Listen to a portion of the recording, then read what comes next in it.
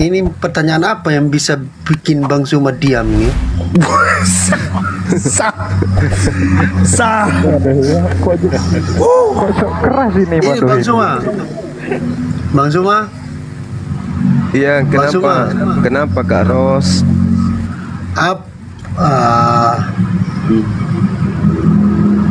Apa konsep atau kelebihan agama Islam menurut apa yang menurut Bang Suma gitu loh? Ngerti maksud saya Bang? Ngerti. Kelebihan agama Islam gitu loh. Ngerti. Yang paling disenangi sama Bang, paling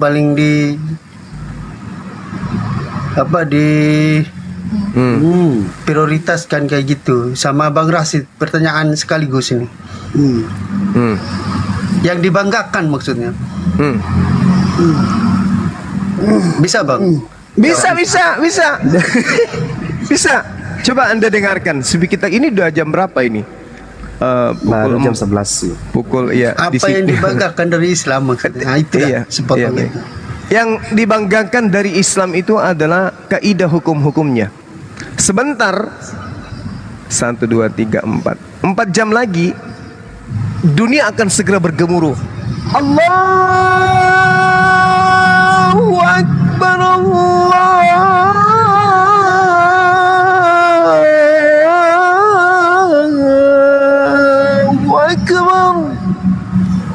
Kamu lihat pintu-pintu rumah orang-orang Islam itu akan terbuka. Mereka melangkah secara serentak meninggalkan rumah menuju ke tempat rumah ibadah mereka. Apa yang mereka lakukan? Mencuci tangan, mencuci wajah, mencuci kaki, melepaskan sendal, melepaskan sepatu, melangkah masuk ke rumah ibadah mereka. Tidak ada presiden di situ, nggak ada gubernur di situ, nggak ada bupati di situ, nggak ada si kaya di situ, nggak ada si miskin di situ. Semua rata sujud, mencium lantai menuju keridaan Allah Tuhan semesta alam. Ini yang membuat saya bangga dengan Islam. Belum Bang juga. Rasid tapi Bang Rasid tidak hitam-hitam jidatnya. Wah, orang yang jidatnya hitam itu orang yang selalu sujud di karpet yang mahal. Itu Bang Rasid itu. Iya, kalau saya sama Adinda Rasid ini ya sujud di lantai biasa aja. Gitu. Dan juga orang yang jidatnya hitam itu bisa sampai sudah levelnya khususnya minta ampun. Orang sampai habiskan 3 batang rokok baru berdiri dari sujudnya karena nikmatnya kemudian dia berkomunikasi dengan Allah. Gitu.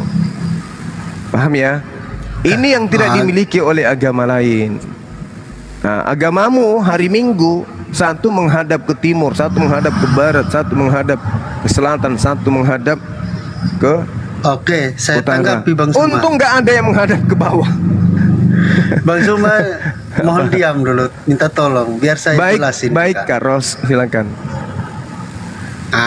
Kalau kebanggaan kita orang Kristen, kita tidak makan babi sama-sama. Berbicara mengenai fisik atau apa, kita berbicara hal-hal yang istilahnya yang rohania, yang batin, bukan fisik atau yang hal-hal yang kita lakukan kayak gitu.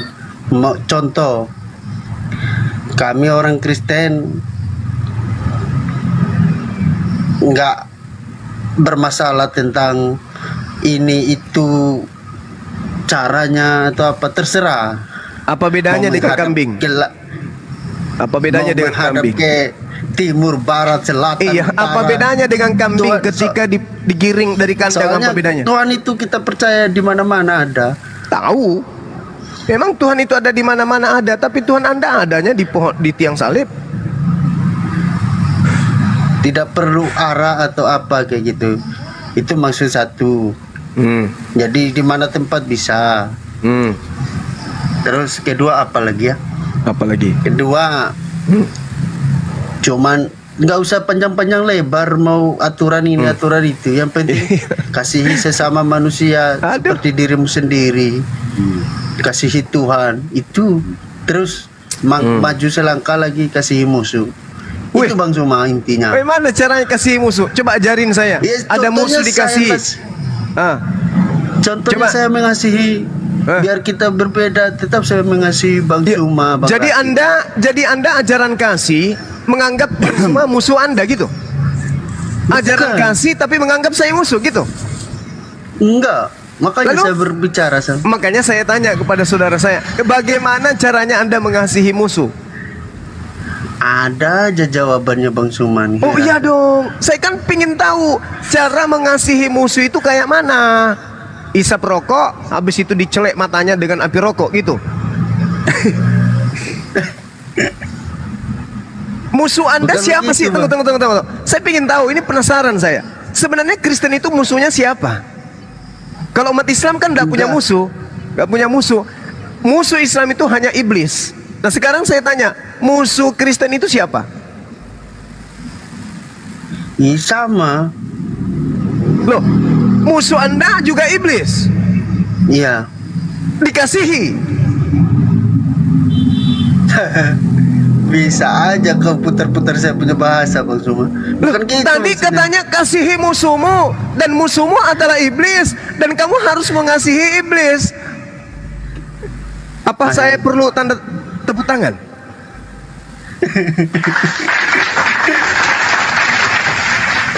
Saya tanya, musuh orang Kristen ini siapa? Kita. Maksudnya jangan benci orangnya. Tadi kalau kelakuannya boleh. Tadi kamu katakan gitu musuh kita sama. Tadi masih hangat ini. Kata-katamu masih terngiang di kuping saya. Musuh kita sama, yaitu iblis. Lah, kamu diajari mengasihi iblis. Orang yang bersalah pada kita juga, orang yang jahat sama kita juga, itu termasuk. Tapi yang perlu saudara pahami, di dalam bahasa Ibrani, musuh itu disebut Satan. Satan itu iblis. Dan kamu sudah jujur, saudaraku, mengatakan harus mengasihi musuh Satan. Satan itu iblis. Anda memang diajari mengasihi iblis gitu. Ya, karena orang yang kemasukan iblis, maksudnya yang jahat sama kita jangan benci orangnya. Itu maksudnya Bang.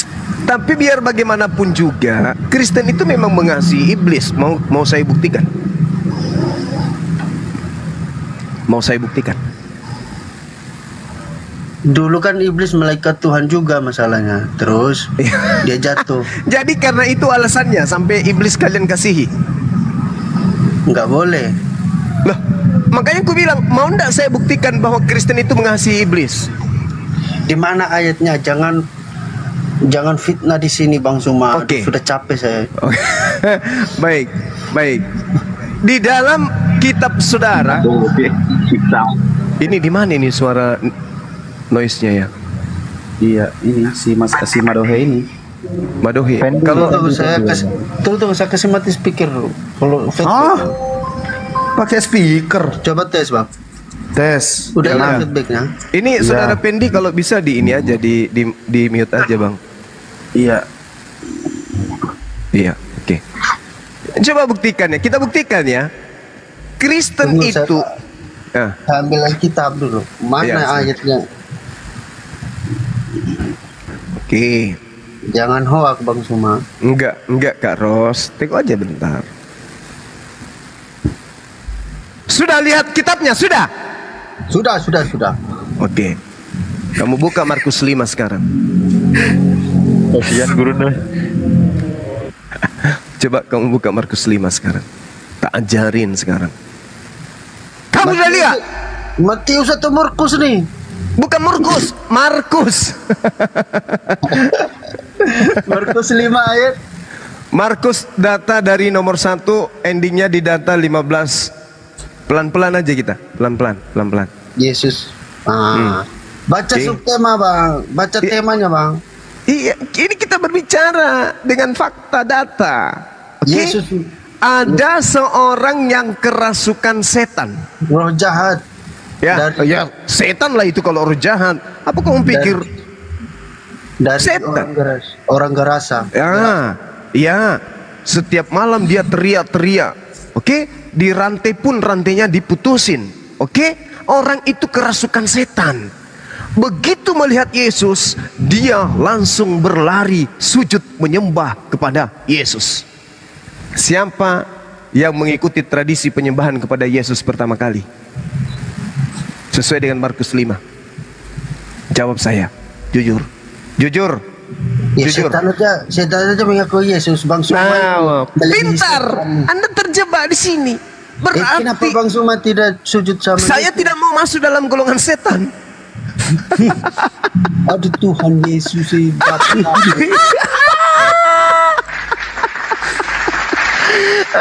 Makanya saya katakan, kalian itu segolongan, kalian mengasihi, itu satu. Anda baca Kisah Para Rasul 16. Buka sekarang. Banyak sekali lagi PR-nya dikasih. Buka. Oh, kalau mengenai iblis yang tadi banyak. Saya bacakan. Matius 8 nomor 29, Markus 3 nomor 11, Markus 5 nomor 7, Lukas 8 nomor 28, Lukas 4 nomor 3, Matius 4 nomor 6. Oke, nah sekarang kita Nggak bisa saya catat, terlalu cepat. ya udah, kalau gitu masuk di Kisah Para Rasul 6. Nomor 16 Anda baca, nomor 17 Anda baca, nomor 19 Anda baca, nomor 20 langkahi aja. Silakan. Kisah Rasul berapa? Kisah Para Rasul 16. Kalau saya tidak salah ingat. Ayat Coba lihat di data nomor 16-nya.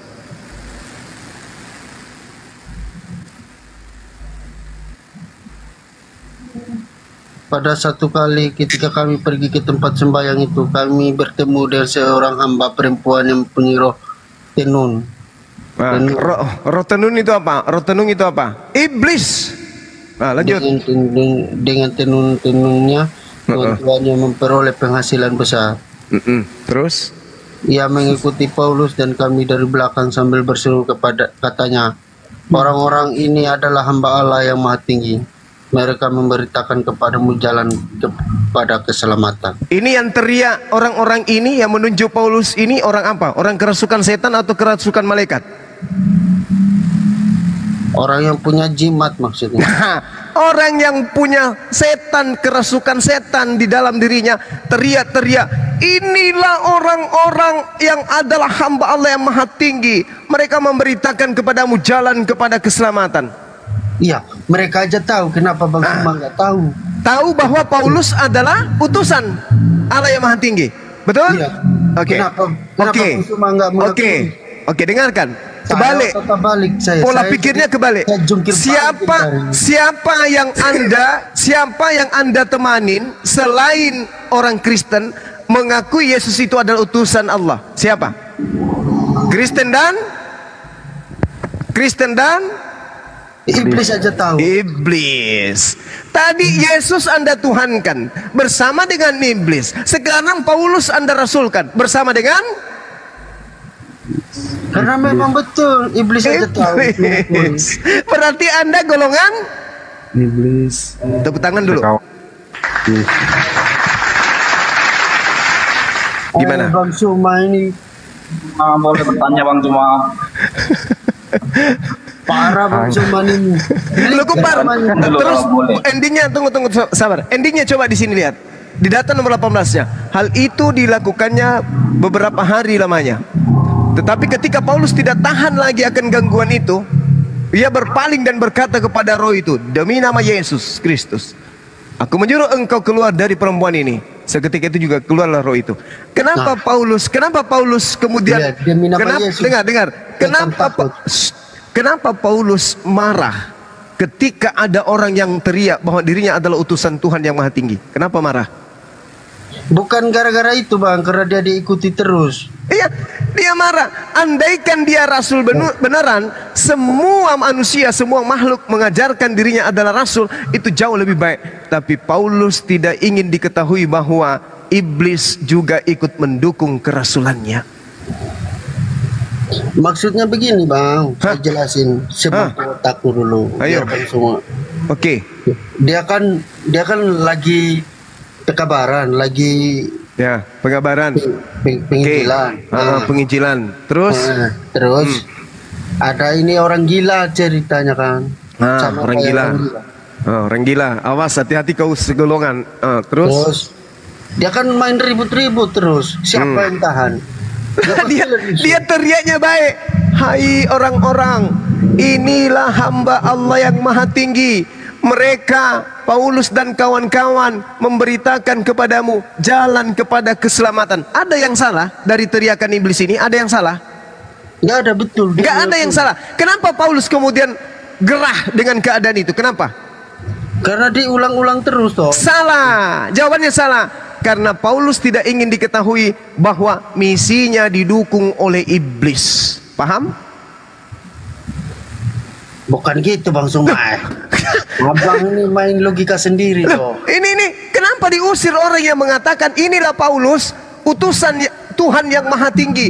Paulus ini memberitakan kepadamu jalan kepada keselamatan. Harusnya kalau yang mengatakan ini adalah malaikat, Paulus pasti akan dengan senang hati. Tapi yang mengatakan ini adalah iblis, dia takut kalau dia ternyata adalah orang yang didukung oleh setan. Tepuk tangan dulu. Parah ini. Kan begitu maksudnya Bang. Loh, sekarang begini, Anda mencalonkan diri sebagai kepala desa. Terus banyak jin, setan, iblis datang memilih Anda. Kira-kira Anda senang?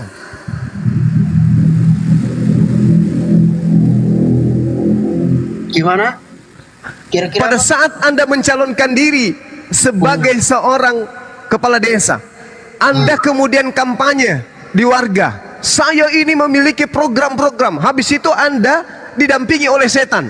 Wahai semua, percayalah kepada Madohe ini. Madohe ini adalah seorang yang baik, berbudi pekerti luhur. Tapi yang teriak itu adalah iblis. Anda senang? kalau dia posisi mendukungnya, selama dia tidak mengganggu ya nggak apa-apa lah. Nggak apa-apa, karena tujuan Anda baik. Ini Paulus marah. Dia tidak mau.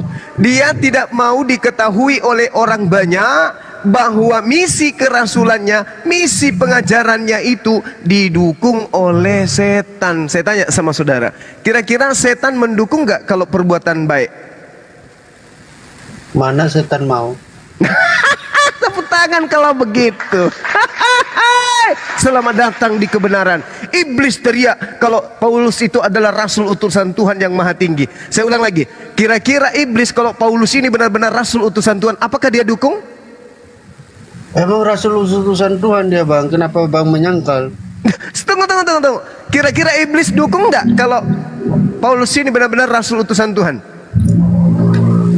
Iblis kan pakai tubuh orang itu Bang. Iya, saya tahu, saya ngerti orang itu lagi kerasukan. Sekarang saya ulang lagi, kira-kira iblis mendukung nggak ajaran yang benar?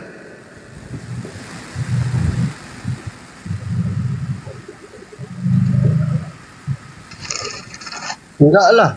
Enggak. Ini kenapa dia dukung Paulus? Karena Paulus mengajarkan ajaran yang benar. Kenapa iblis mendukung Paulus? Karena Paulus mengajarkan ajaran yang benar. Berarti iblis mendukung ajaran benar gitu. Pusing saya Bang. Bukan itu maksudnya. Selamat datang di kebenaran, Bung. Ini saya lagi tidur ini. Allahu Akbar, ngantuknya minta main. Gimana? Masih ada lagi? Pengertiannya beda Bang. Yang tadi, saudaraku, yang tadi yang sujud menyembah Yesus itu, ingat, orang yang kerasukan setan. Kamu baca data selanjutnya, setelah orang itu siuman, setelah dia tidak gila lagi, orang itu tidak lagi sujud beribadah menyembah Yesus. Baca data selanjutnya di Markus 5 yang tadi. Ini ilmu yang bermanfaat bagi Anda. Mudah-mudahan Anda keluar dari lingkaran syaitan. Na'udzubillah thumma na'udzubillah. Allahu Akbar. Masya Allah. Kalau Innalillahi semua ini. Innalillahi. Karena Anda baca ayat selanjutnya, data selanjutnya, ternyata setelah orang itu siuman, dia tidak lagi sujud beribadah menyembah kepada Yesus. Berarti orang yang masih beribadah menyembah kepada Yesus hari ini, berarti mereka masih gila belum siuman. Betul? Aduh parah itu Bang. Jangan ngomong itu, Bang. Betul enggak? Oke, yang lain enggak. Oke. Madohe, cukup kita aja berdua yang tahu. Betul atau tidak? Betul atau Begini tidak? bang, nanti abang kena Kecilin aja suaranya biar yang lain enggak dengar. Betul atau tidak? Betul apanya? Tadi orang yang tidak lagi ketika dia waras, tidak gila lagi, dia tidak lagi sujud menyembah kepada Yesus. Betul atau tidak? Orang yang gila yang nggak nyembah Yesus bang. Dari yang Markus 5 tadi, masa lupa? Percuma dong saya mengajarkan sambil terkantuk-kantuk gini. Di Markus 5 tadi yang saya ajarin gimana? Di situ kan dibaca data selanjutnya apa yang dikatakan? Setelah orang itu lepas dari gila, dia tidak lagi sujud menyembah seperti yang tadi. Benar nggak? Itu konteksnya beda bang. Aduh, berarti Anda memang gila juga berarti Anda ini. Berarti Anda juga. Bukan. Hah? Kenapa Kita bukan? baca Alkitab itu harus pakai harus pakai Roh Kudus bang. Waduh, gimana Roh Kudus? Apa lagi yang mau diandalkan? Justru yang membuat orang ini menyembah kepada Yesus karena dia kepenuhan Roh. Nih, saya bacakan ya. Saya bacakan data nomor 5. Dengarkan. Saya bacakan data nomor 15 ya. Mereka datang kepada Yesus dan melihat orang yang kerasukan itu duduk, sudah berpakaian dan sudah waras. Berarti sebelum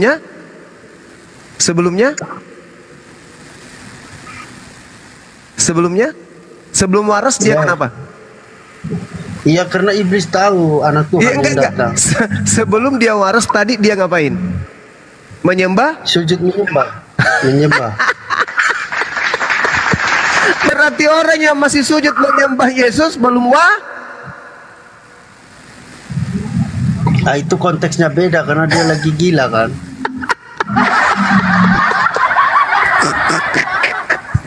Aduh, sudah ya. Data saya sajikan ya, bahwa orang yang menyembah Yesus diceritakan dalam Markus 5 adalah orang yang kerasukan setan. Setelah setannya keluar, dia tidak lagi menyembah Yesus. Subhanallah. Saya jawab bang. Allahu Akbar. Gimana Ibes? Gimana? Masih lanjut? Dia kan masih pergi ke rumah-rumah ibadat bercerita bang, ceritanya itu. Iya, setelah dia waras, dia pergi bercerita, bukan diajarkan orang untuk menyembah kepada Yesus. Pulanglah ke rumahmu, kepada orang-orang sekampungmu, dan beritahukanlah kepada mereka segala sesuatu yang telah diperbuat oleh Tuhan atasmu, dan bagaimana ia telah mengasihi engkau. Kan sudah diwaraskan tadi, enggak lagi dia menyembah Yesus. Siapa yang tahu? Nah ini. Saya tahu. Kalau dia berdoa pulang rumah, Jadi orang itu setelah iblis itu keluar dia bang, jadi dia nggak menyembah lagi karena iblis lebih mengenal Yesus siapa di surga, sementara manusia itu tidak mengenal Yesus. Begitu bang jawabnya. Iya, berarti iblis itu mengerti Yesus itu siapa di surga, pemegang kuasa, sementara yang manusia waras itu dia belum mengenal Yesus. Jadi iblis itu karena tahu, makanya dia menyembah. Itu dia bang, bukan masalah dia. Menyembah Yesus. Baik. Apakah pernyataan saudara ini bisa disimpulkan bahwa orang-orang Kristen sekarang ini adalah kerasukan setan semua? Karena mereka tahu bahwa Yesus itu adalah Tuhan. Karena Yesus tidak pernah mengajarkan menyembah dirinya. Oh, tidak. Terus tentu siapa yang mengajar? Kristen mengaku Yesus sebagai Tuhan karena mereka memiliki Roh Kudus. Iya, oke. Sekarang siapa yang ngajarin Anda bahwa Yesus itu Tuhan? Iblis kan? Seperti yang Anda gambarkan. Yesus Tuhan, tidak perlu diajarin, Bang. Tadi saya buktikan ya pakai ayat ya bahwa Yesus Tuhan ya. Boleh, silakan. Boleh, ingat ya, buktikan pakai ayat. Sebelum Anda buktikan, saya ingin menarik perkataan saudara. Iblis sudah tahu bahwa Yesus itu adalah Tuhan, maka iblis sujud menyembahnya. Nah, sekarang Kristen juga sujud menyembah Yesus, berarti Kristen sekarang kerasukan setan. Tidak, karena ada Roh Kudus di dalam setiap Kristen. Roh Kudus yang Anda maksud itulah Roh Kudus yang Anda maksud itulah setannya. Ada Roh Kudus setan. Lah, ada aja, Bang. Lah, coba Anda lihat. Itu tentu dari Allah. Saya tanya dulu. Anda punya Bible di situ? Ada. Baca Matius 4. Coba Anda bacakan ke saya. Data nomor 1.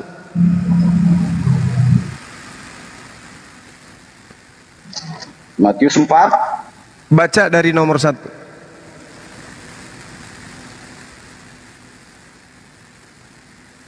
Maka Yesus dibawa oleh roh kepada padang gurun. Pertanyaan untuk saya. dicobai iblis. Pertanyaan saya, roh yang membawa Yesus ke padang gurun itu siapa? Roh yang membawa Yesus itu roh Allah, Roh Kudus. Ah, Roh Kudus kerjasama dengan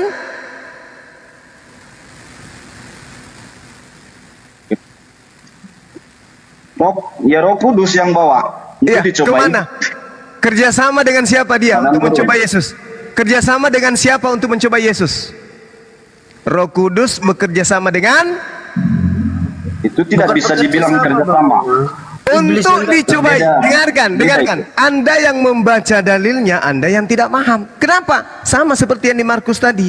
Anda masih kerasukan. Jelas-jelas Yesus dibawa oleh roh ke padang gurun untuk dicobai. Sama siapa? Iblis. Berarti roh kerjasama dengan siapa untuk Yesus dicobai? Jawab dengan jujur.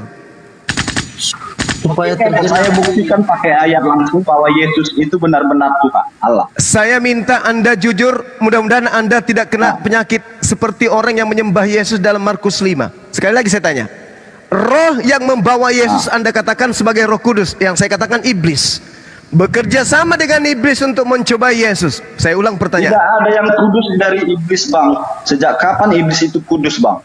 Sekarang saya tanya, Namanya Roh Kudus itu dari Allah sendiri. yang Anda sebut Roh Kudus itu adalah setan.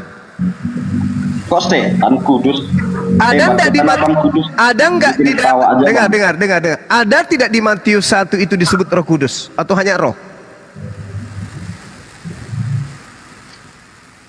Ajarin Nggak saya. boleh. Ajarin Nggak saya. boleh.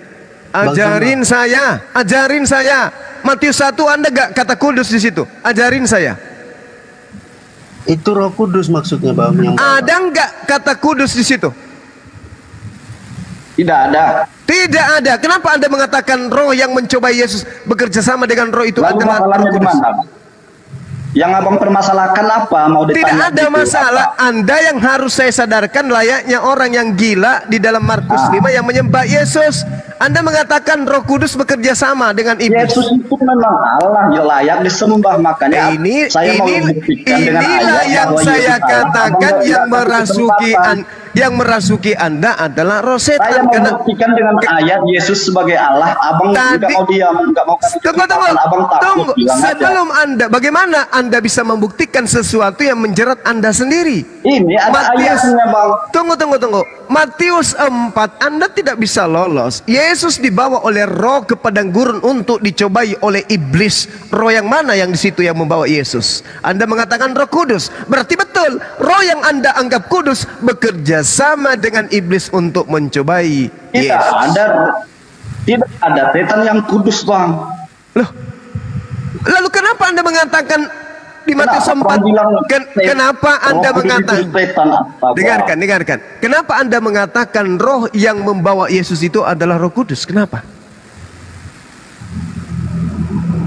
Karena memang Allah juga berkenan Yesus itu dicobain, Bang. Lalu siapa Allah itu juga berkenan Yesus itu kalau Allah dihina. tidak dengar, kalau Allah Anda katakan tidak berkenan Yesus dicobai, berarti roh yang membawa Yesus untuk dicobai ini roh apa? Roh Allah atau roh setan? Roh Kudus kan udah tadi Roh Kudus. Allahu Akbar. Tidak lama Anda nggak- lagi Bang Suma masuk Kristen, Bang. Lebih tahu dia daripada Sampai sekarang abang nggak mau kasih saya waktu untuk buktikan Yesus adalah Allah. salah. Anda harusnya mengatakan tidak lama lagi gereja kosong karena adanya Bang Suma dan pasukan-pasukan api dan laskar-laskarnya menjelaskan Bible dengan benar dan jujur. Oke, Bung. bukan gitu, Bang. Bang melawan hati nuraninya, Bang. Abang Bang yang Suma- saudaraku Madohe sebentar lagi kamu blank.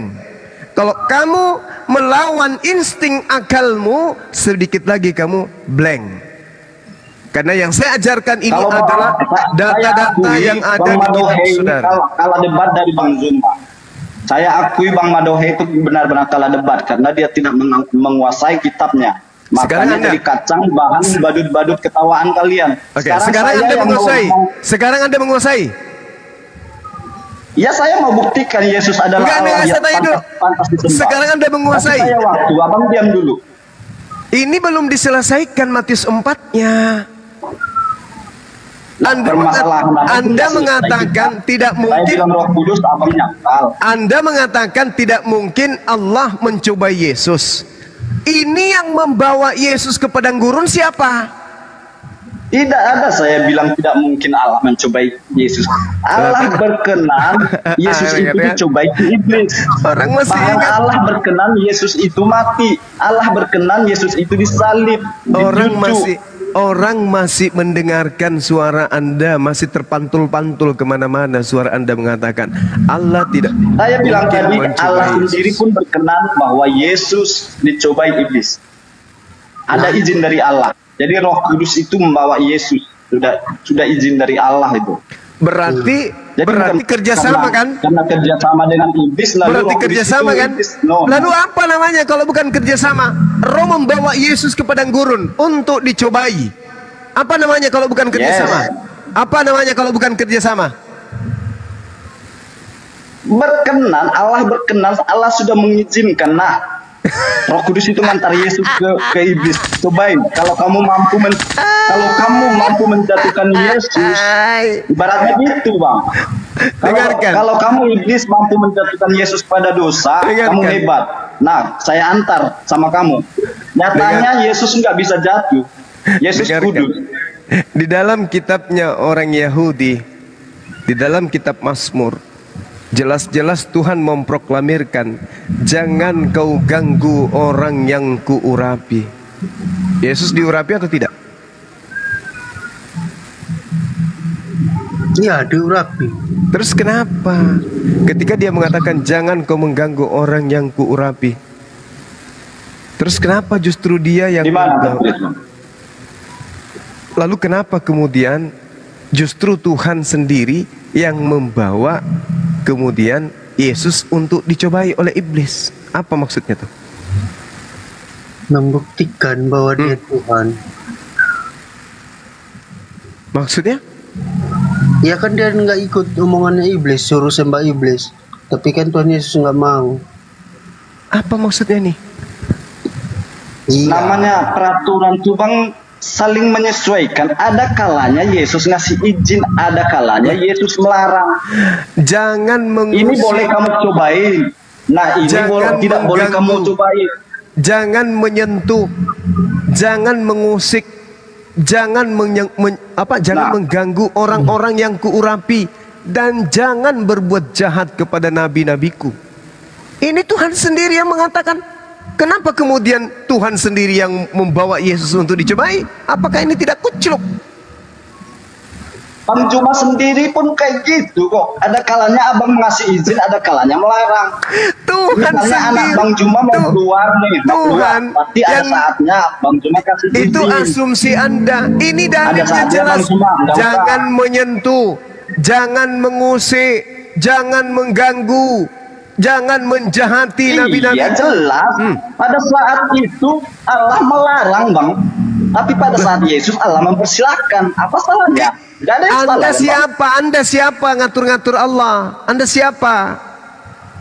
Hah? Kok Anda ngatur siapa? Allah? Mana saya atur Itulah yang Saya saya cuma katakan. bilang Allah itu ada kalanya mengizinkan, ada kalanya melarang. Di mana dikatakan Begitu. Tuhan mengizinkan? Di mana dalilnya Tuhan mengizinkan mencobai orang yang diurapi? Mana dalilnya? Ya Roh Allah sudah mengantar kepada iblis. Karena itu sudah ada izin. Ini Anda Bahkan- keraskan roh bahkan di setan. kitab Ayub, Anda mengatakan bahkan- Anda punya dengar Roh dulu, Bang. Kudus, tidak ada.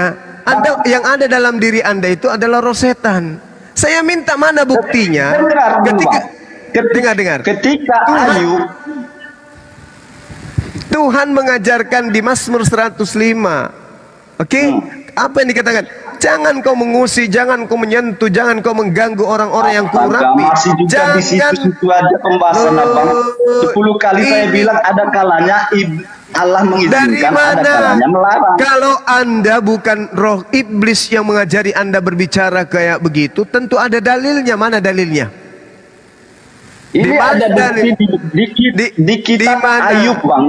Di mana dalilnya Tuhan mengizinkan mengganggu orang yang diurapi? Di mana dalilnya? Tunjukkan ke saya. Di kitab Ayub, bukan di kitab Ayub 1, Bang. Di kitab Ayub 1 ya. Ayub 1 nomor berapa? Kitab Ayub. Ya tahu. Nomor berapa? Di situ bercerita tentang pribadi Daud. Nah, Ayub. Nah, coba. Di data nomor berapa? Ayo. Kalau bukan roh iblis yang ada di dalam diri Anda, pasti Anda akan dituntun menunjukkan kebenaran itu. Coba, mana? Di mana Tuhan mengizinkan menguji orang yang diurapi, mencobai? Ayub 1 ayat 6, dengar ya. Pada suatu hari datanglah anak-anak Allah menghadap Tuhan, dan di antara mereka ada juga iblis. Bertanyalah Tuhan kepada iblis, dari mana kamu? Katanya sama iblis. Lalu si iblis menjawab, dari perjalanan mengelilingi dan menjelajah bumi. Lalu bertanyalah Tuhan kepada iblis, apakah engkau memperhatikan hambaku Ayub? Kata Tuhan. Sebab tiada seorang pun di bumi seperti dia, yang demikian saleh dan jujur, yang takut akan Allah, menjauhi kejahatan. Lalu jawab iblis kepada Tuhan, apakah dengan tidak mendapat apa-apa Ayub takut kepada Allah? Nah, di sini dikatakan di ayat mana? Di ayat 12 dikatakan, firman Tuhan berkata kepada iblis, segala yang dipunyainya ada dalam kuasamu, hanya janganlah engkau ulurkan tanganmu terhadap dirinya. Allah mengizinkan si iblis mencobai Ayub, tapi jangan sentuh nyawanya. Hartanya boleh kau ambil, istrinya boleh kau bunuh, anaknya boleh kau bunuh. Ibaratnya begitu. Itu Allah mengizinkan si iblis bekerja kepada hamba-hamba yang diurapi, mengujinya. Mana dalilnya? Mana dalilnya? Kok mana dalilnya? Saya minta dalil. Ini kan cerita Ayub ini. Ini bukan cerita tentang anak Maria. Ini menceritakan bahwa Allah mengizinkan hambanya Ayub itu dicobai iblis. Iya, oke. Sekarang yang kamu ya sudah. Tunggu, saya ajarin caranya menggunakan kerangka berpikir. Kamu membawa Ayub 1, dengarkan. Diam dulu, gantian kita ngomong. Kamu membawa Ayub, saudara membawa Ayub 1. Di situ iblis kemudian yang diberi apa dikatakan? Firman Tuhan kepada iblis. Nah, segala yang dipunyainya ada dalam kuasamu. Hanya janganlah engkau mengulurkan tanganmu terhadap dirinya. Ini iblis kan? Iblis yang diberi kuasa kan? Bukan Tuhan yang mencobai kan? Oke, bukan Tuhan yang mencobai kan? Iya kan? Bukan. Allah mengasih izin sesuai dengan permintaan abang di mana. Nah sekarang Nah sekarang mana dalilnya terkait dengan Yesus? Ini untuk Ayub, dan ini terjadi untuk Ayub. Benar-benar terjadi kepada Ayub. Sekarang saya minta dalilnya untuk Yesus, mana? Permasalahannya tadi abang, tidak mungkin Allah membiarkan iblis mencobai orang-orang yang diurapi. Sekarang saya kasih tentang Ayub, sudah. Sekarang abang tuntut yang ada tentang Yesus. Gimana bang? Jangan meminta yang tidak ada. Ibarat begini bang, di luar makan itu masakan. Saya katakan jangan abang meminta panggang sapi, jelas-jelas masakan Padang. Abang memaksakan apa yang tidak ada. Yang ada jelas di Ayub, tapi abang minta di Yesus. Nah, itu permasalahannya. Abang mempersulit orang. Padahal di dalam Mazmur 100, dengarkan, di dalam Mazmur 100 ini 105, di situ kan perintahnya jelas bahwasanya jangan kau ganggu, jangan kau sentuh orang yang kuurapi. Yang disentuh oleh iblis istri Ayub. Dengar. Yang diganggu tuh, tunggu. Yang diganggu pada diri Ayub itu bukan Ayubnya, yang diganggu istrinya. yang diganggu anak-anaknya. Ayub tidak diganggu oleh iblis. Iblis tidak berani tidak diganggu, dia sakit-sakitan sampai habis kulitnya. Loh. Ini kan yang berkuasa padamu, tapi jangan kau menyentuh dia, jangan kau mengganggu dia. Ini kan dalil sendiri Anda yang bawa, Anda sendiri yang membawa datanya kan. Tapi jangan engkau mengulurkan tanganmu terhadap dirinya. Kan jelas itu. Ayub tidak bisa diganggu. Tidak bisa, jangan kau ulurkan tanganmu untuk dirinya. Nah, gimana sih? Permasalahan abang di mana? Yesus itu Anda katakan dicobai, ya kan? Memang dicobain sama iblis kan, padang gurun. Iya, berarti roh yang Anda maksud sebagai Roh Kudus itu adalah iblis kan? Tidak. Roh yang membawa Yesus untuk dicobai oleh roh iblis, Anda katakan siapa? Sementara iblis sendiri Anda akui diberi izin. Abang mutar-mutar situ aja. La haula wala quwata illa billah. Anda membawa kisah Ayub, saya ikutin. Sekarang Anda mengatakan iblis diberi izin untuk mencobai Ayub. Berarti yang datang mengambil Yesus yang adalah roh, membawa ke padang gurun untuk dicobai iblis itu siapa? Kan udah 5 kali lebih saya bilang Roh Kudus, Bang. Emang Roh Kudus membawa Yesus ke padang gurun supaya dicobai si iblis. Memang Roh Kudus diberi izin untuk mencobai? Tidak, membawa. Roh Kudus diberi izin untuk kerjasama dengan iblis, mencobai. Abang mempersulit diri abang sendiri aja. Kan sudah saya katakan Roh Kudus satu itu lagi. Roh Kudus itu mengantar ke padang gurun untuk dicobai Satu iblis. lagi, Bang. Mau abang sebut itu kerjasama, mau enggak, itu enggak ada masalah. Satu lagi, Bang. Tapi Boleh abang bantu muter-muter saya? di situ aja Tolong pertanyaan. ajarin Abang, saya. Abang. Tolong ajarin saya di mana Ayub itu diurapi. Saya butuh dalil. Kan sudah dikatakan dialah orang yang paling saleh di muka bumi. Yang diurapin, pada saat itu. saya tanya, yang diurapin kan perintahnya jangan kau sentuh, jangan kau ganggu, jangan kau jahatin orang yang kuurapi. Mana dalilnya Ayub diurapi? Sekarang abang meminta yang tidak ada lagi. Saya bilang tadi ibaratnya abang pergi ke nasi padang, tapi mintanya nasi goreng. Berarti Anda salah mengambil contoh ke Ayub. Yesus Tidak adalah salah. orang yang diurapin. Ayub, Bukan gitu, Bang. Abang yang Ayub. salah bertanya, abang salah meminta. saudaraku, Jelas penjual jamu datang ke rumah abang Saudara. tanya bibit jagung ada enggak. Saudara. Nah, itu abang yang salah, bukan penjual Saudara. jamunya yang salah. saudaraku Abang tadi, aja. saudaraku tadi, saya kan membacakan dalil. Jangan kau ganggu orang yang kuurapi. Di mana Ayub diurapi? Tunjukkan dalilnya dulu. Udah jelas dia paling soleh di bumi, tapi abang minta ayat yang, makanya saya bilang abang tuh suka meminta yang tidak ada. Tukang jamu datang ke rumah abang minta yang tidak ada. Bibit semangka ada, jelas-jelas tukang jamu yang ada. Jangan diminta yang tidak ada, Bang. Kita berdebat yang ada. Nah, gitu. Minta-minta yang nggak ada. Jadi nggak Sekarang di ada. Alkitab juga Yesus memang tidak mengakui, Yesus memang tidak meminta disembah, tapi Yesus membuktikan dia dari Allah itu banyak. Tapi Iblis- orang-orang iblis kalian itu- meminta di manakah ayatnya Yesus ngaku Allah? Enggak ada ayatnya, Bang. Iblis Tapi banyak merasuki. ayat membuktikan Yesus adalah Allah. Tapi Iblis makanya merasuki.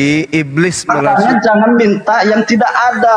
Iblis Kalau tukang merasuki. jamu datang, jamulah minta. Jangan minta bibit semangka, Bang, ya. Iblis merasuki orang tersebut supaya orang tersebut menyembah Yesus. Satu.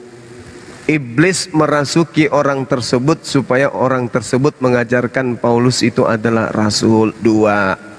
Sekarang yang mengajarkan kalian Yesus itu Tuhan siapa? Nah, dari tadi saya minta, saya mau buktikan pakai ayat Yesus Tuhan, abang selalu war nggak jelas. Nggak, sampai di sini dulu, baru kita masuk Ya level udah, saya 2. buktikan minta pakai ayat. Tunggu. Di sini dulu, orang iblis tadi merasuki Yesus, merasuki orang itu supaya menyembah Yesus. Iblis merasuki Paulus supaya orang itu mengajarkan Paulus adalah rasul. Ada dua. Oke, Tuhan disembah, Yesus disembah akibat orang kerasukan. Paulus diajarkan sebagai rasul akibat orang kerasukan. Nah sekarang Anda menuhankan dan merasulkan Paulus itu, Anda kerasukan apa? Begini bang, karena iblis itu benar-benar lebih tahu daripada manusia bang. Ya itu Iblis dia, itu lebih tahu. itu dia. Dari- Berarti yang mengajarkan kalian yang lebih tahu bahwa Yesus itu adalah Tuhan. Bukan Siapa? begitu konsepnya bang. Siapa? Tidak Lebih tahu begitu bahwa konsepnya, Yesus Bang, itu Bang. adalah Tuhan. Sekali lagi, Konsepnya seperti ini, siapa? saya jelaskan konsepnya seperti ini bang. Tadi Anda Kenapa setelah dia mengatakan sadar itu tidak nyembah Yesus ketika dia kesurupan nyembah Yesus? Karena iblis jauh Tadi- lebih mengenal bahwa Yesus berada di surga daripada manusia oke. itu secara sadar. Oke. Orang Yahudi yang didatangi oleh Yesus tidak menuhankan Yesus seperti Kristen hari ini. Kenapa? Karena iblis lebih tahu bahwa Yesus itu Tuhan daripada orang Yahudi. Iblis tidak merasuki mereka. Ketika datang Romawi dan Yunani, iblis merasuki mereka sehingga iblis yang lebih tahu bahwa Yesus itu adalah Tuhan. Makanya kalian semua kerasukan iblis sehingga kalian menyembah Yesus. Begitu kesimpulannya. Paksa amat ngata-ngatain awak iblis ya kan. Loh, kesimpulannya itu kan, Anda kan sudah mengakui iblis Seperti lebih itu, tahu. Bang. Ada juga orang Yahudi yang masuk Kristen bang. Jangan ngomong gitu. Anda mengatakan iblis lebih tahu bahwa Yesus itu adalah Tuhan. Jadi maksud abang Roh Kudus nggak tahu Yesus Tuhan. Tidak ada ajaran Roh Kudus tahu Yesus Tuhan. Nggak pernah Roh Kudus Makanya orang mengajarkan Kristen Yesus itu itu Tuhan. Nggak ada Roh pernah. Kudus di dalamnya. Tidak pernah Bukan ada karena Roh itu. Kudus. Tidak pernah ada Roh Kudus mengajarkan Yesus itu Tuhan. Nggak pernah. Di mana Roh Kudus berfirman? Di Ngapain mana? pula Roh Kudus mengajarkan Yesus Tuhan? Roh Kudus itu kan ada di dalam Yesus. Di dalam Iblis, Allah. Roh Kudus dengarkan. itu kan Roh Allah Kudus tidak sendiri. pernah. Roh Kudus tidak pernah mengatakan Yesus itu Tuhan. Tapi iblis bukan cuma mengatakan, dia justru mempraktekkan. Nah, Anda mengatakan iblis itu lebih tahu. Nah, sekarang yang memberikan pengetahuan Yesus itu adalah Tuhan siapa? Untuk umat Kristen, Roh Allah tinggal di dalamnya. Itulah iblis yang kamu sebut Roh Allah.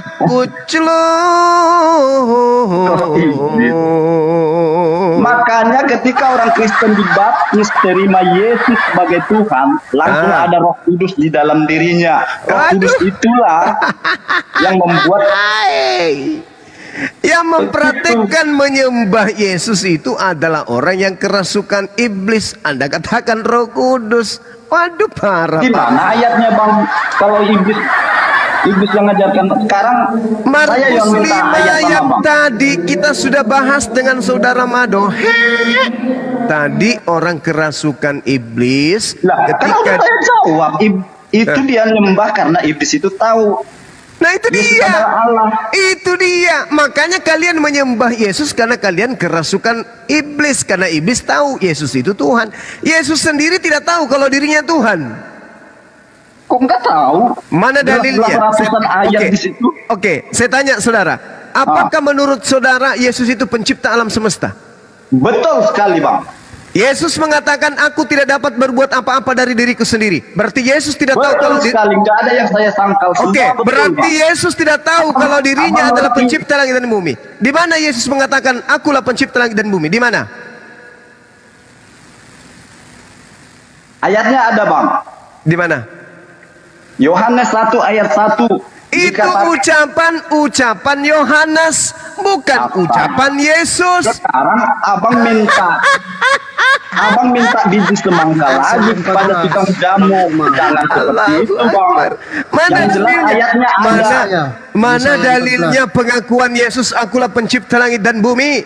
Yesaya. Yesus lebih tahu, iblis lebih tahu menurut saudara. daripada Yesus. Buktinya Yesus Nah, itu tidak pernah kebiasaan guru abang tadi. Kebiasaan guru Yesus abang kan tidak pernah itu, mengatakan dirinya adalah memaksakan pencipta langit dan meminta bumi. ayat yang tidak ada. Itu kebiasaan guru abang. Lalu dari mana Anda mengatakan ayat apa yang Anda gunakan kalau bukan ayat iblis yang ada dalam diri Anda sehingga Anda mampu mengatakan Ayat Yesus itu apa? pencipta langit dan bumi? Yohanes Siapa yang 1 ayat membisikkan? 1 mengatakan, Siapa yang pada membisikkan? mulanya adalah firman, firman itu adalah Allah. Dan di ayat 14 dikatakan firman itu tinggal di dalam tubuh Yesus. Ini ucapan siapa? Ini Firman ucapan. itu yang dipakai Ini Allah ucapan menciptakan siapa? langit dan bumi. Itu ucapan siapa yang Anda baca? Pengakuan pengikut Yesus. Nah, pengakuan pengikut Yesus, tepuk tangan kalau gitu. Yesus sendiri mengatakan, dengar. Yesus mengatakan, Yesus berfirman kepada dia, baru dia akui, baru dia tulis. dengarkan. No. Jangan kau fitnah Yesus. Makanya abang Yesus jangan mengatakan, minta yang tidak ada. jangan memfitnah Yesus. Yesus mengatakan, aku tidak berkata-kata dari diriku sendiri. Sekarang siapa yang mengajarin pengarang Yohanes menuliskan seperti itu? Ya roh Allah lah bang. Semua ini roh Allah yang mengajarkan. Semua Alkitab ini. Sekarang saya tanya, Alkitab abang gimana cara nulisnya? Jangan ke situ dulu. Jangan ke situ. Ini aja Anda nggak bisa selesaikan masa lari ke kalam Allah. Ini dulu. Siapa yang membisikkan di otak Anda bahwa Yesus itu pencipta langit dan bumi? Loh, kok yang bisikan jelas saya jelaskan tadi artinya. Siapa yang membisikkan itu? Siapa yang membisikkan itu? Ayatnya ada di mana? Yohanes 1 sama di mana dikatakan Yesus adalah pencipta langit dan bumi? Di mana? Jangan abang minta Yesus adalah pencipta langit dan bumi, tapi ayatnya untuk mengarah ke sana ada.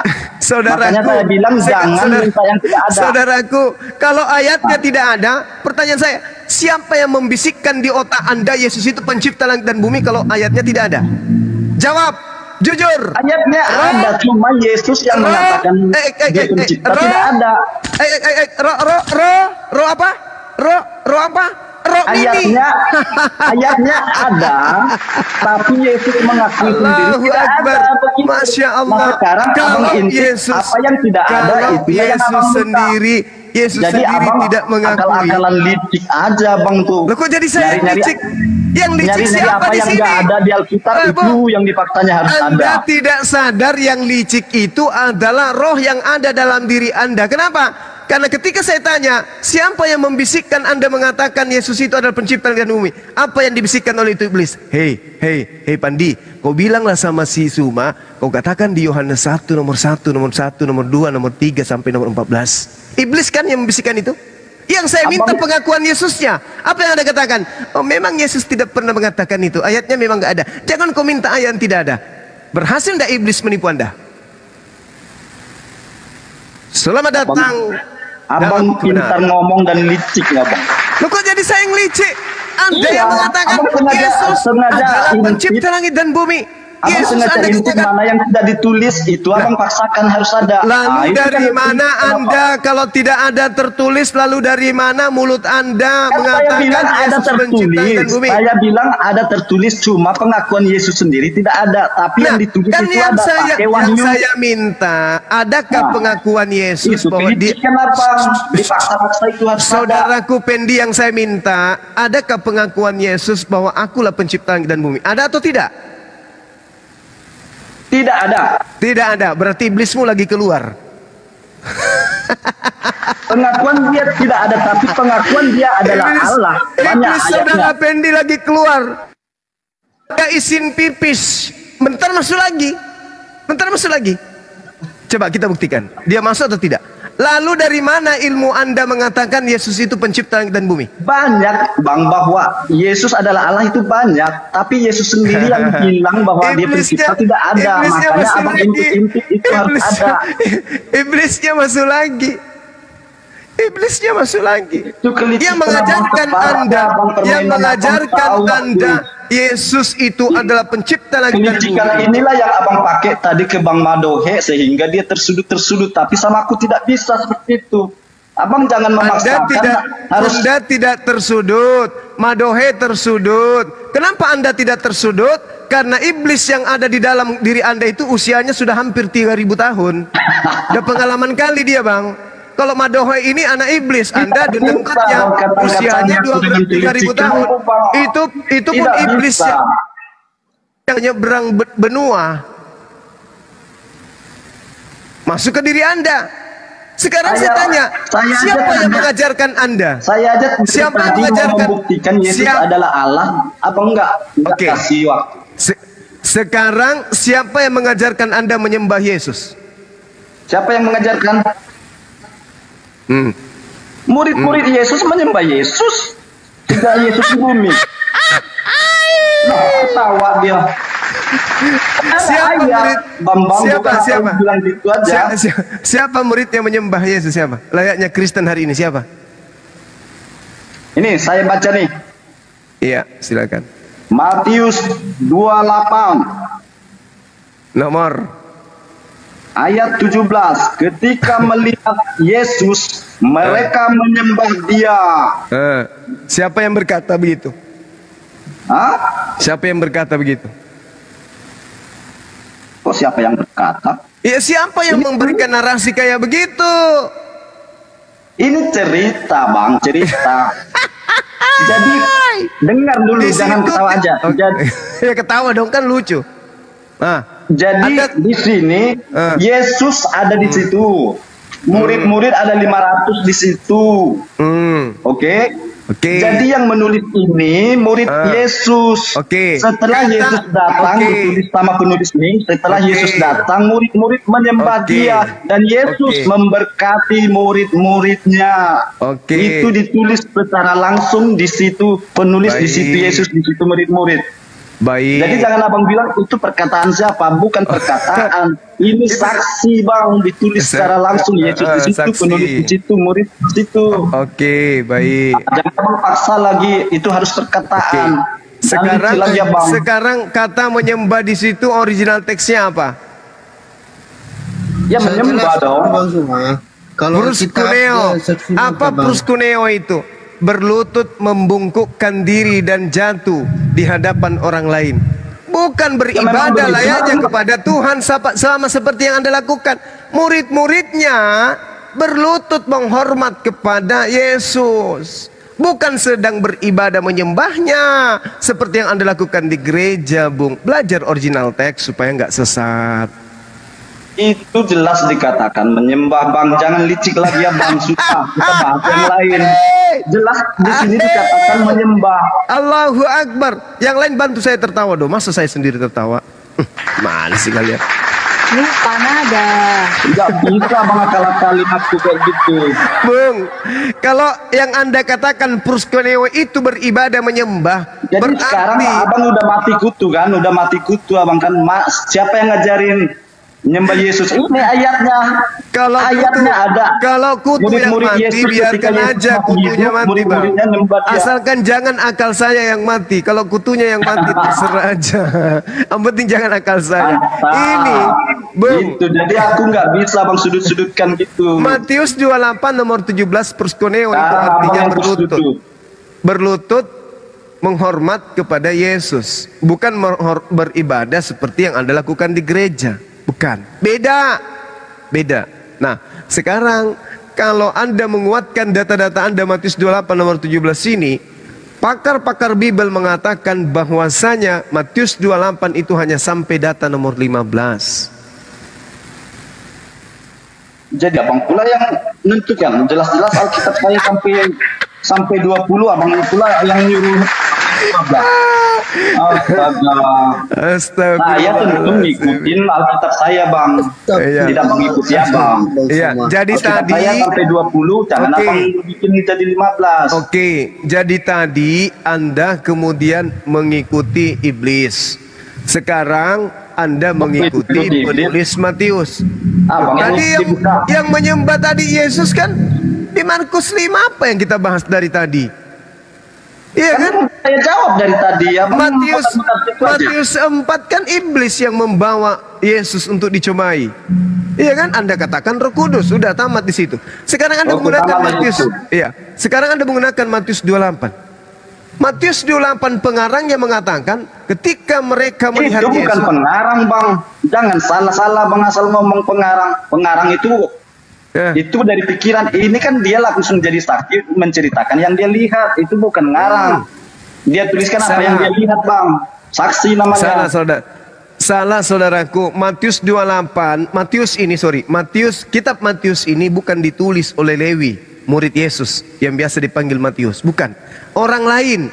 Belakangan baru kitabnya disebut Matius, biar dianggap sebagai murid Yesus. Mau bukti? Mau bukti? Memang dia belakangan. Nggak perlu dibuktikan, aku tahu tuh, Bang. Nggak usah diajar. Iya, berarti Anda sadar bahwa bukan Matius murid Yesus yang menulis kitab Matius ini. Udah selesai. Lalu siapa yang menulisnya? Lah, abang yang nyangkal, abang yang nanya. Iya, kan Anda setuju bahwa penulis Matius bukan Matius. Loh, kalau abang bilang setuju, aku Kan tadi mengakui Matius yang nulis. saya buktikan bahwa bukan Matius yang nulis. Mau kita buktikan? Coba buktikan. Buka Bible Anda sekarang Matius 9 nomor 9. Buka, plototin pakai kacamata kuda kalau Aku mau buktikan Yesus sebagai Allah, nggak dikasih waktu dari tadi ya. Takut abang pada muka orang-orangnya. Anda sudah membuktikan pakai Matius 28 ini tadi 17, tapi tidak mempan. Sekarang saya buktikan bahwa yang menulis murid-murid Yesus sujud menyembah Yesus itu adalah hoaks. Buka sekarang Matius 9 nomor 9. Santai Bang ya, saya ngajar itu memang kayak gitu. Di kelas saya kalau ngajar sama murid-murid saya kayak gitu. Murid-murid saya punya kegiatan organisasi pun kalau saya jam ngajar, mereka tinggalkan organisasi, masuk kelas semua menumpuk di dalam. Karena dia suka gurunya, di samping ganteng, cara ngajarnya juga santai kayak gini. Ayo, Matius 9 nomor 9, silakan.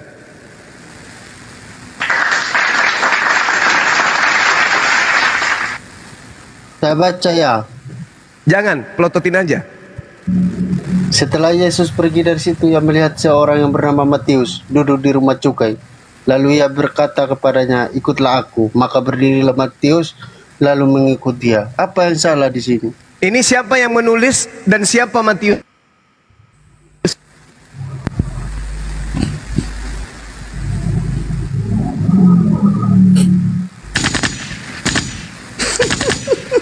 Jangan bunyi tembakan berisik.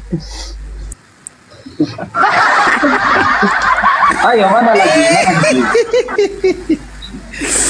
Dari tadi kan Bang Zuma yang selalu bikin bahan kan. Izinkan saya kasih bahan, Bang. Sanggup nggak kamu? Matius 9 nomor 9. Anda sudah ngaku. Akui dulu bahwa penulis Matius bukan Matius murid Yesus. Akui dulu. Matiusnya ditulis Matius, Bang. Nah, ini nih Matius 9 nomor 9. Kalau Anda jadi murid saya di kelas, Anda ini 3 SKS, ku kasih Anda mengulang 3 kali belum tentu saya kasih nilai D. Ini udah nyata-nyata nih. Sekarang begini ya Bang Zuma. Oke? Katakanlah Yesus itu sudah mengajar 1 bulan lalu. Baru Matius bergabung dengan Yesus. Oke? Ini siapa yang membisikkan Anda berbicara asumsi kayak gini? Siapa? Anda mau mengatakan Roh Kudus? Biar kau bersendalku ini. Ayo. Bukan asumsi. Saya pernah lempar murid saya pakai sepatu gara-gara mulutnya berasumsi ria. Ini data. Apa yang Anda ingin bangun dengan asumsi Anda? Setelah Yesus pergi dari situ, Yesus melihat seorang bernama Matius duduk di rumah cukai. Lalu Yesus berkata kepadanya, harusnya kalau Matius murid Yesus yang menulis, dia tulis begini. Setelah Yesus pergi, dengar. Setelah Yesus pergi dari situ, ia memanggil aku. Lalu ia berkata kepadaku. Baru disebut benar-benar Matius. Kan bukan. Dia mengatakan Yesus setelah ada di sana. Kitab Matius betul-betul Matius yang mencatat apa yang dia lihat. Namun beberapa ayat juga itu apa yang dia dengar dari murid-murid. Ini penulisnya menyebutnya, Bung, itu bisa kamu gunakan narasi Anda yang dibisikkan oleh setan di otak Anda itu. Kalau yang ditulis ini Lukas. Setelah Yesus pergi dari situ, ia melihat Lukas. Itu baru betul. Tapi ini setelah Yesus pergi dari situ, ia melihat seorang bernama Apa yang Matius. bilang yang Berarti bukan Matius. penulisnya Matius. Apa yang dilihat Matius dia tulis, apa yang didengar oleh Matius dia tulis. Begitu abang. Jadi Gimana cara? di situ. Gimana cara Anda? Anda Abang boleh pernah nggak nggak Anda? menulis apa yang abang dengar? Abang, kalau narasi yang dengar dulu, Bang. Dengar dulu. 30. Dengar Oke, dulu. Silakan. Sedikit.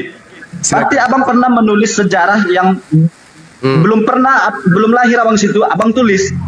Cuma mendengar, tapi ini abang percaya akurat, abang tulis. Gitu. Jadi begitupun dengan Matius ini, apa yang dia lihat dia tulis, tapi ada sedikit apa yang dia dengar dari murid-murid yang sebelum dia bergabung, dia tulis juga. Begitu. Saya paham, saya paham. Oke, Ini di Matius 9. Tadi saya membuat bahan dulu. Jangan abang membuat bahan. Tunggu. Ini Matius 9 nomor 9. Pengarang Matius menulis Matius siapa? Pengarang Matius menulis maksudnya? Pengarang Matius menceritakan tentang orang lain bernama Matius. Betul? Di mana itu? Lah, Matius itu tidak menceritakan dirinya. Matius itu berarti Matius menceritakan lain. apa yang dibuat Matius Yesus, lain. apa yang diajarkan Yesus. Dan itu Coba Anda Bang. dia. Coba. La haula wala quwata illa billah. Yang tidur sebenarnya saya atau Anda ini? Matius 9 nomor 9. Matius 9 Di nomor situ 9. jelas. Apa Anda dikatakan? belum baca rupanya nanti. Lah. Kan sudah saya jelaskan tadi. Ya, coba lagi dibaca. di situ. Coba Anda baca Balik Matius situ aja 9. nggak selesai kita nih. Ini yang menulis Matius dengan Matius yang dipanggil oleh Yesus sama atau tidak? Bang Juma, aku Sama. masih Iya, Kak atas Ros. bentar Bang Juma. Oh ya, silakan. Biar dia ini apa? Disangka kita ini sumbernya dari Kristen sendiri sebenarnya. Biar saya jawab. Apa tuh? Lagi Nah, semangat. Udah besarin kalah Bang dan Juma, bakal banyak dia. Iya. besarin dan Dia besarin. coba menyudutkan saya tapi tidak bisa. Iya, Anda menangnya, Anda pemenangnya. Sip. Nah, Luar ini biasa. nanti dari Bart Ehrman ya. Bart Ehrman Project ya. Sorry. Nah, ini nanti did Matthew, Mark, Luke, and John actually author the gospel accounts? Apakah Matius, Markus, Lukas, dan Yohanes yang benar-benar menulis Bible ini?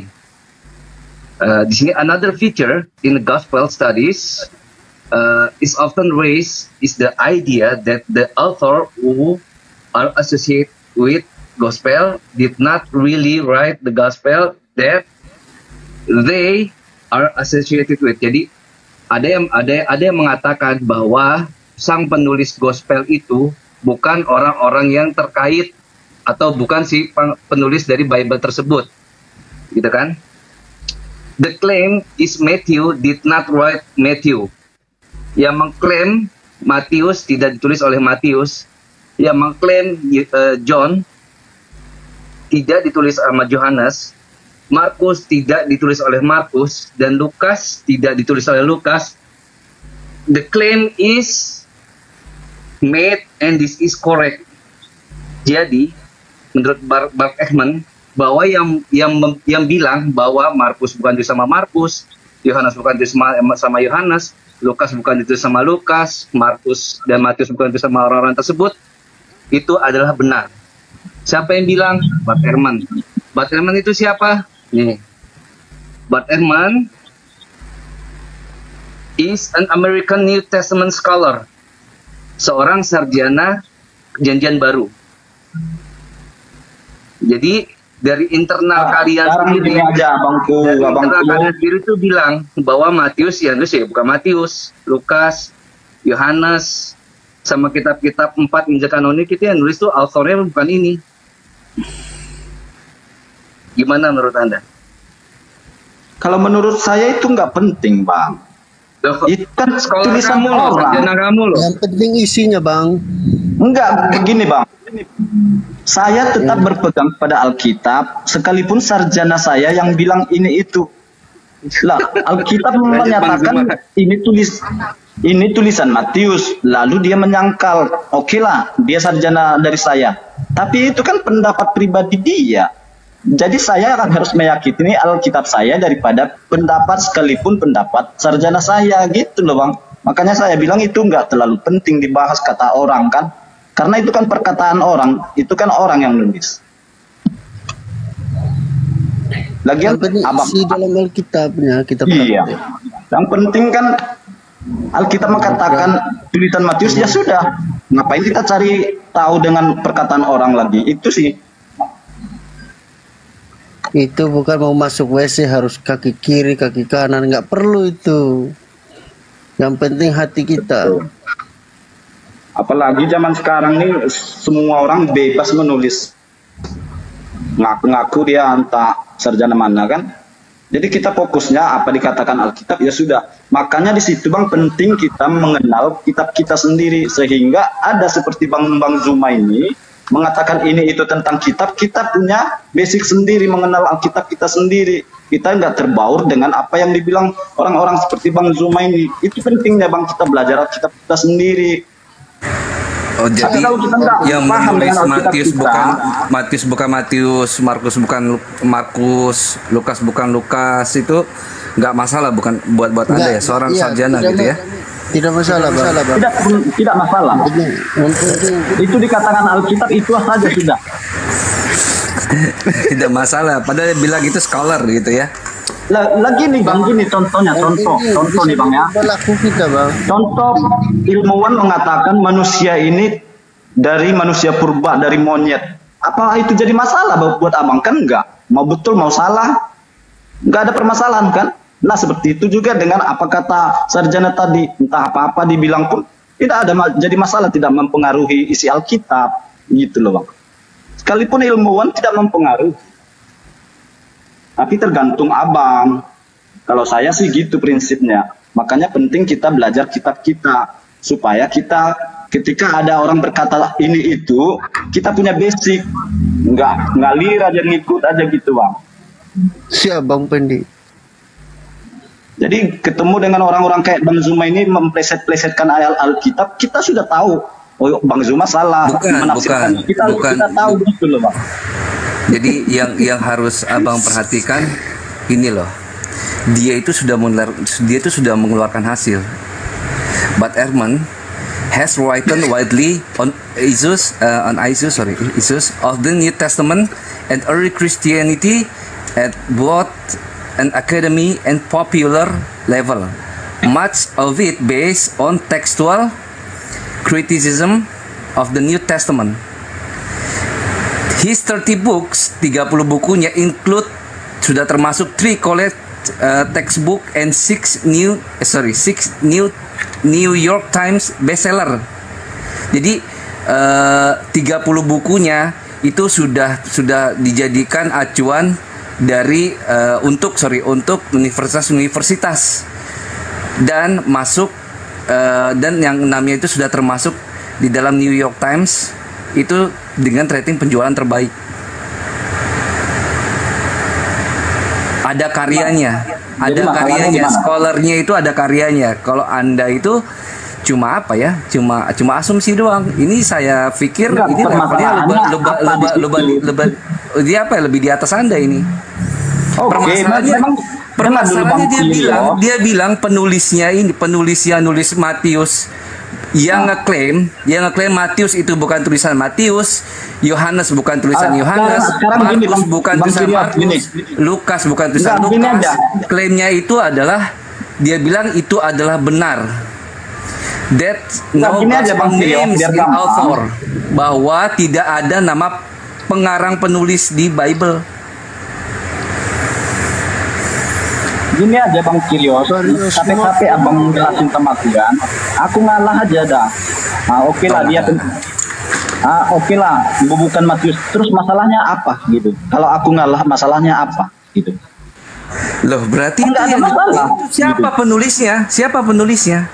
Kok nggak masalah siapa? Ini katanya firman Tuhan. Kok firman Tuhan nggak diketahui? Kan Alkitab sudah mengatakan Matius. Sekarang abang bikin di situ bukan Matius. Nah ini sarjana kalian sendiri loh. Yang masalah Dia jadi banyak karya loh. Pak Kiros Moto. Kami aja nggak mempermasalahkan, jadi abang yang mempermasalahkan. Ya masalah abang sendiri lah itu. Jangan jadi masalah bagi kami. Satu-satu ngomongnya satu-satu. Siapa dulu yang mau ngomong? Kiros.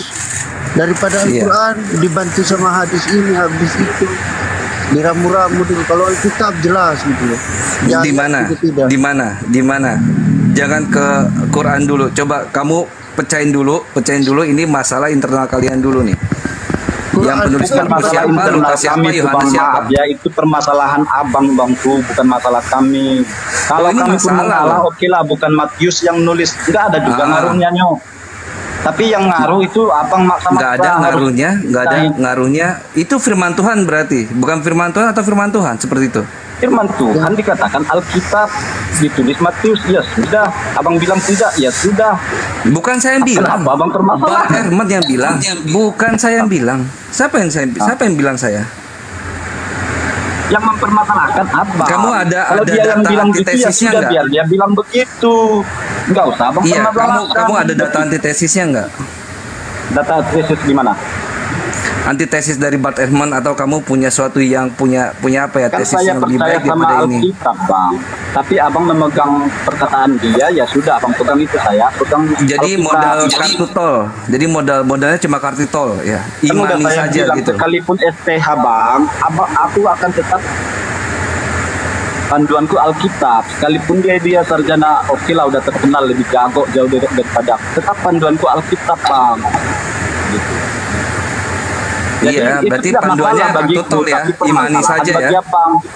Yang penting isinya Bang Kiros membawa kita untuk lebih baik, pribadi yang lebih baik. Loh, bukan masalah isinya, penulisnya siapa? Masalahnya Kok diulang-ulang penulis di Al-Quran perangilah. Masa orang yang beda iman dengan disebut perangi? Gitu. Dan kuncuk Kenapa emang? namanya. Oh, kucluk. Mana bang cuma tadi dia lari, dia kalah telak, dia tak lari. Apanya yang kalah? Kamu bawa apa sih? Yang kamu bawa apa tadi?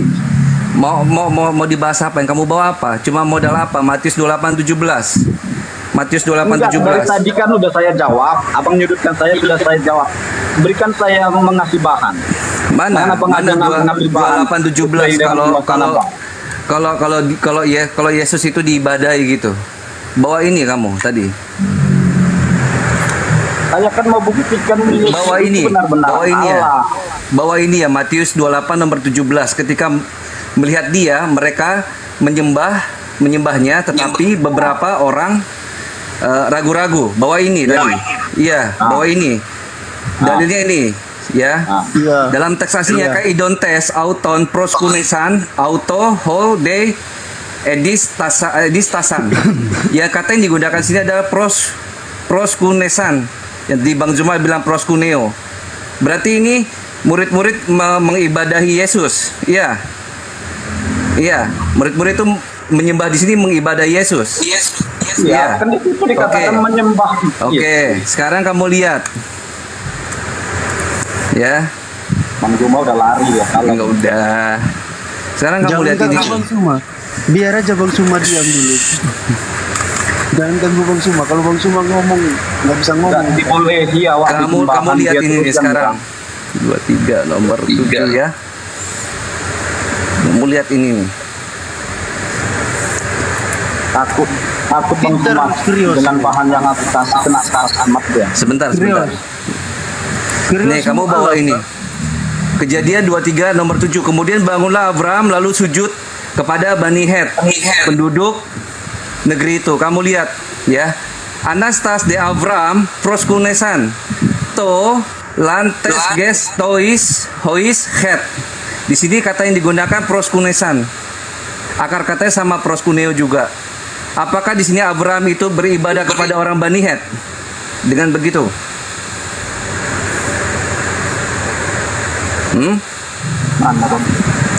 Mana Bang Zuma?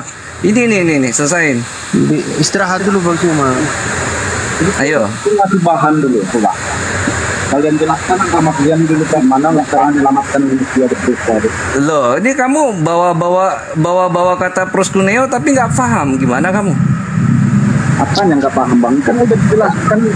Di Matius 28 nomor 17 itu bahasa original teksnya apa? Proskuneo kan? Proskuneo kan? Iya, bang. Aku nggak ngerti bang bahasa abang yang abang buka tuh. Loh, ini bahasa original teks kalian ini LXX ini Septuaginta ini Septuagint ini.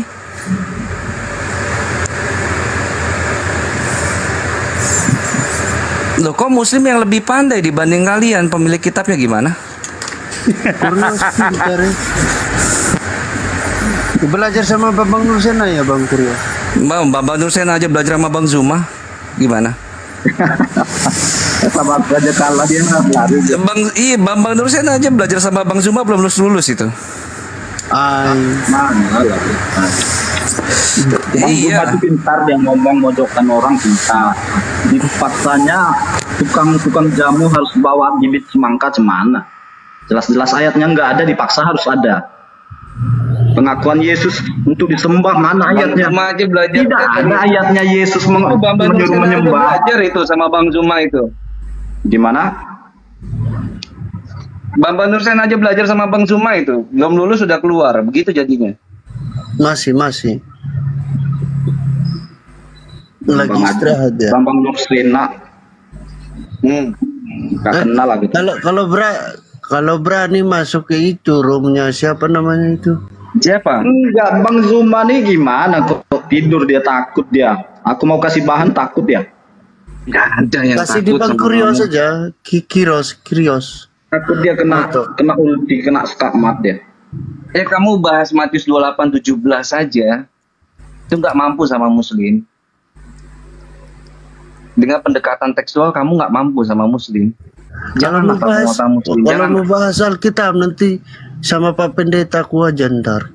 Boleh, bawa ke sini Pak Pendetanya. Hari Kamis. Hari Kamis Pak Moto mau bareng gua nggak? Jam Kita berapa? ketemu hari Kamis jam berapa biasanya? Malam katanya. Malam Bang.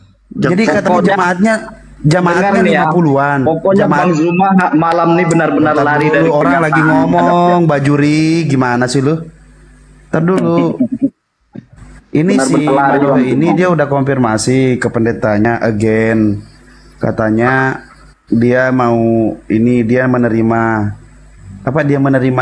dia mengajak untuk di depan berdialog biasa di depan jemaatnya begitu. Iya Bang. Berapa jemaatnya? Sekitar 50-an. 50-an. Jadi akan terjadi hari Kamis mualaf massal. Gimana Bang? Tapi hari Kamis ini saya belum bisa Bang. Kamis depannya lagi ya karena tanggal merah soal saya kerja. Siap, aman. Iya, siap, boleh. Abang Kiros di Jakarta juga? Jakarta saya Bang, ya. Oke, sama-sama. Berarti bisa datang ke Hayam Buruk Bang. Hayam Buruk di mananya? Hayam Buruk di Gereja GYK namanya. Kalau abang tahu. GYK. Gini aja, suruh masuk sini aja, live bareng aja. Nggak ada dia Bang. Nanti Bang Rasid sudah siap datang kok. Oh gitu, ya sudah boleh. Jadi intinya temanya itu siapa itu? Kalau cuma berkenan datang juga boleh. Siapa Yudas dan iblis? Temanya siapa Yudas dan iblis? Gak apa-apa, dia siap kok. Temanya apa aja dia bilang yang mau dibahas. Cara apa tuh Bang Madohe? Iya Bang. Bang Ibes nih besarin Bang Zuma lagi nih, monggo silakan. Udah. Jadi gimana?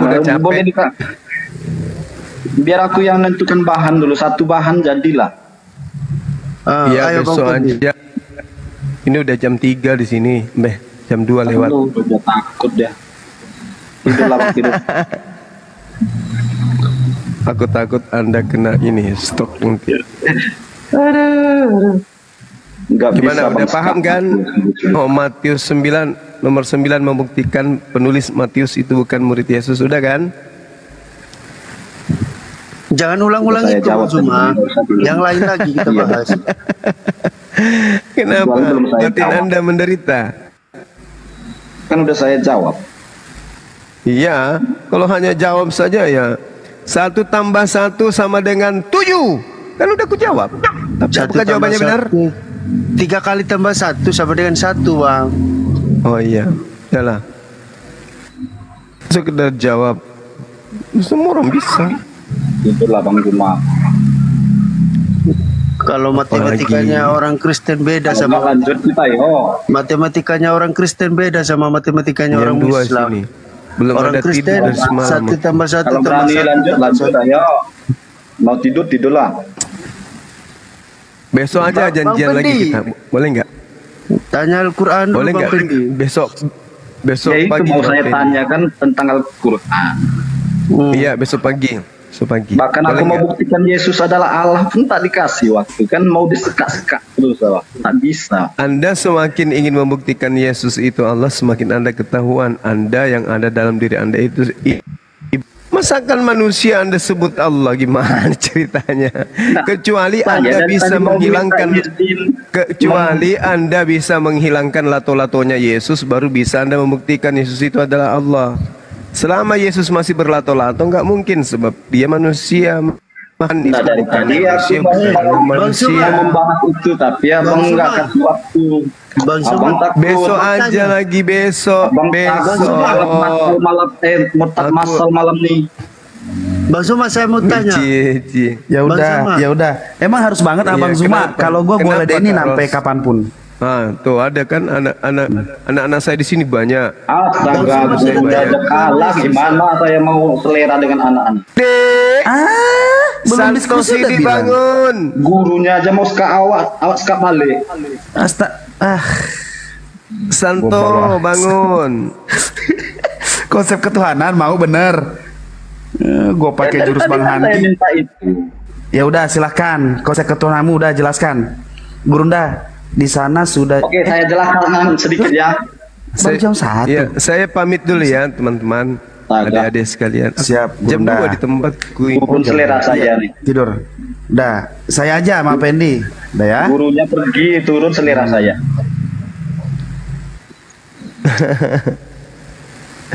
Loh, banyak cerita kamu ya.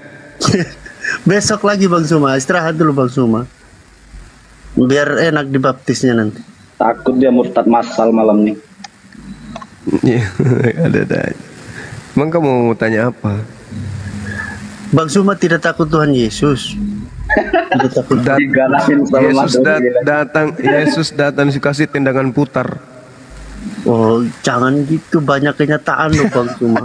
makanya kamu ngapain kau tanya kayak gitu? Pertanyaan aneh, masa Tuhanmu kau kasih setara dengan Bang Suman? Janganlah, itu Tuhanmu, Tuhan. Jangan kau bilang terkutuk di atas tiang salib. Yoi.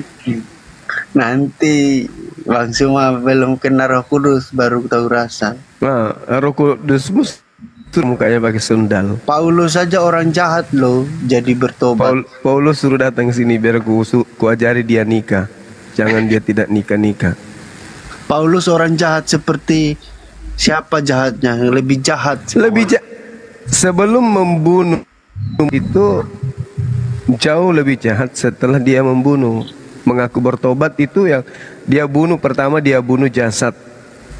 Setelahnya dia bunuh akal manusia. Bayangkan 2 miliar lebih manusia dibunuh akalnya oleh Paulus. Bang Manusia. Suma bukannya tidur.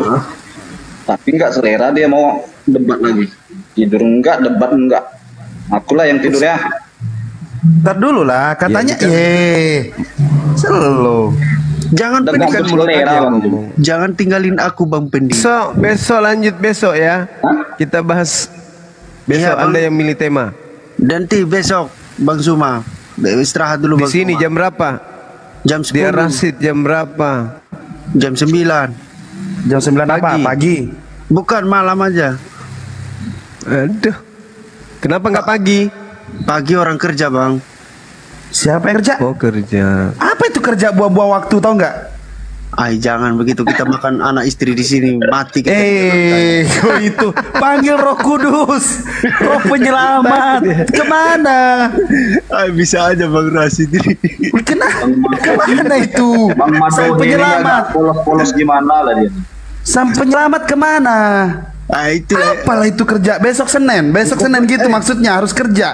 orang Mak aja itulah belum orang, tidur Bang. jam Kita diajarin begitu, Bang. Jangan Bang Suma aja belum saya- tidur jam segini, otomatis Bang Ya, Suma itu besok saya slow. pamit dulu Dinda, saya pamit. Oke dulu. lah, Ya, siap, siap. siap, pamit ya. Berat Bang sekali. Rasid tidak tahu, Terima nah. kasih atas kebersamaan Laskar Api yang dibawa. Terima kasih Laskar Api yang ada di channel Zulkifli Bas Official juga. Terima kasih atas kebersamaannya. Kiranya Allah selalu melimpahkan rahmat dan hidayah kepada kita, kepada saudaraku Madohe. Mudah-mudahan Assalamualaikum, Anda Bang Suma. bisa Selamat sehat, tidur. mendapatkan hidayah, otak Oh, Anda bisa berfungsi dengan Saya mau baptis baik, kamu, Bang Suma. tidak lagi menyembah pada sesamamu manusia, Enggak, Tapi itu menyembah. Tuhan Allah itu. Itu Tuhan Allah, pencipta langit dan bumi. ya. Saya akhiri subhanakallahumma bihamdi asyhadu an la ilaha illa anta astaghfiruka wa atubu ilaih. Salam tauhid, salam satu Tuhan, jayalah Islamku, jayalah Indonesiaku. Allahu Akbar. Assalamualaikum warahmatullahi wabarakatuh. Waalaikumsalam warahmatullahi wabarakatuh. Waalaikumsalam, Bang Suma.